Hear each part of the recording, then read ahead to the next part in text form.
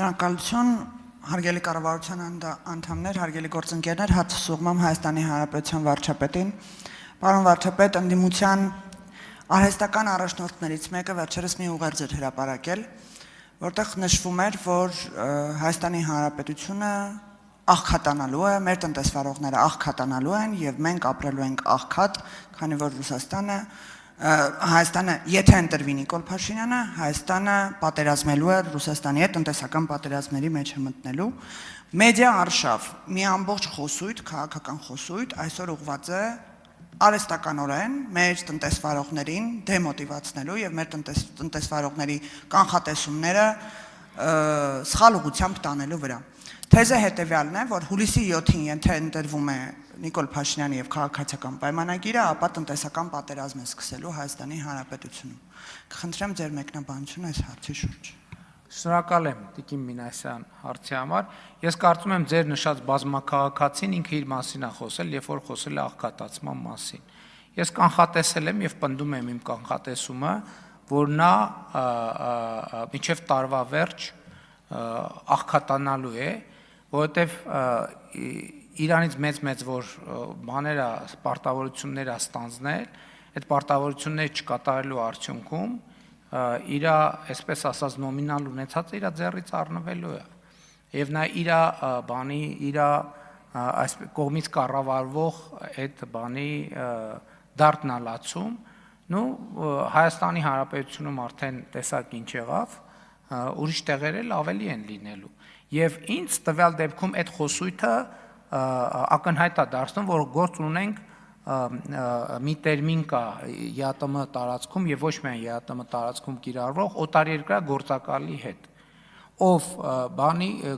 գործակալական գործունեությունը օտարերկրյա ոնց էր կոչվում, ազդեցության ոնց էր այդ օրենսդրական այդ տերմինաբանությունը նկատի ունեմ, էլի ոչ թե շպիոնաժը նկատի ունեմ, այլ այդ տերմինը, որ ԱՊՀ մի շարք երկրներում, կարծեմ Միացյալ Նահանգներում էլ տես տերմինաբանություն կա, վերջը այդ գործունեությունն է ծավալում, այսինքն փորձ է անում հրահրել Հայաստանի Հանրապետություն, Ռուսաստանի Դաշնություն կոնֆլիկտ, այդ կոնֆլիկտի վրա ձեռներ տաքացնելու համար։ Ես անհնար եմ համարում այդպիսի բանը, որովհետև նախ Հայաստանի 2018 թվականին հիշում եք ինչեր էին ասում։ Հիշում եք ինչեր էին ասում։ Ասում էին էլի Հայաստան-Ռուսաստան հարաբերությունների 21 թվականին են ասում։ Հայաստանի եւ Ռուսաստանի հարաբերությունները այսօր գտնվում են ամենաբարձր մակարդակի վրա, քան եղել է։ Նայեք Հայաստանի եւ Ռուսաստանի ղեկավարների հանդիպման դինամիկաները եւ համատեք նախորդող շրջանի հետ, հանդիպումների, հեռախոսազրույցների, շփումների, այցերի եւ այլնի դինամիկան։ Ընդ որում այս ձևաչափով ես լիարժեք նույն ձևի աշխատանքային կապի մեջ եմ Ռուսաստանի նախագահի հետ եւ Ռուսաստանի Դաշնության կառավարության նախագահի հետ, ղեկավարի հետ, որը առանձնահատուկ բան է տալիս, բովանդակություն է տալիս։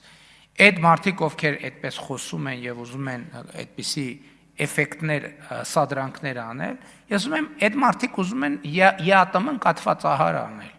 Ես ուզում եմ հիշեցնել, որ մենք ԵԱՏՄ անդամ երկիր ենք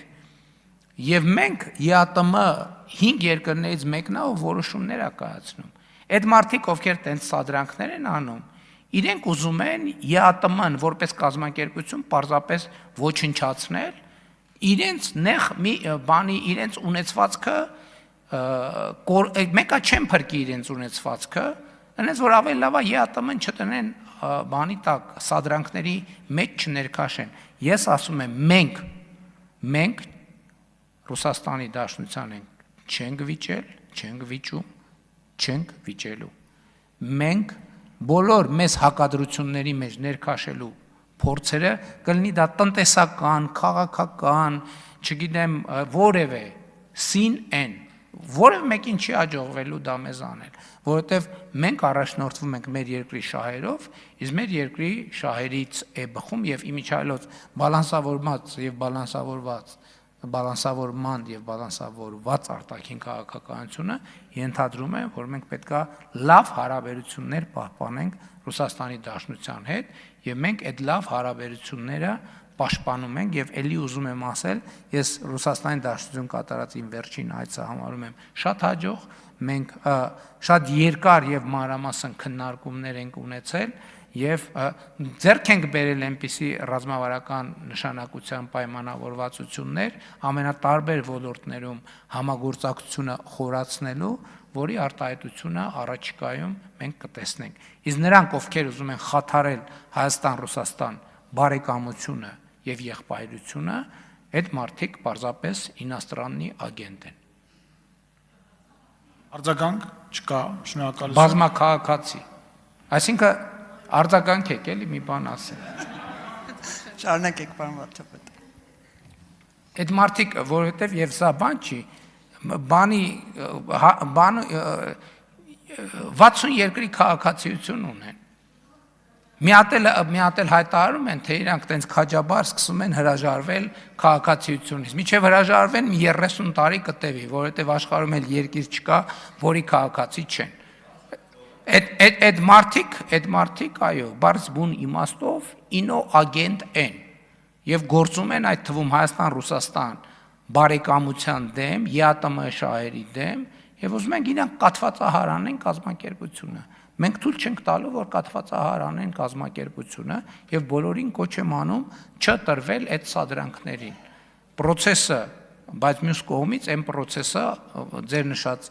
բազմաքաղաքացու աղքատացման պրոցեսը հիմա արդեն ցավում եմ, բայց ոչ մի բանով օգնել չեմ կարող, բայց հիմա մենք սոցիալական շատ լավ, ինչպես տեսակ, ծրագրեր ունենք եւ մանավանդ, երբ որ արդեն լինի միայն Հայաստանի Հանրապետության քաղաքացի, կարծում եմ եւ առողջության ապահովագրությունը եւ սոցիալական մյուս ծրագրերից լիարժեք օգտվելու հնարավորություն կունենա։ Շնորհակալություն։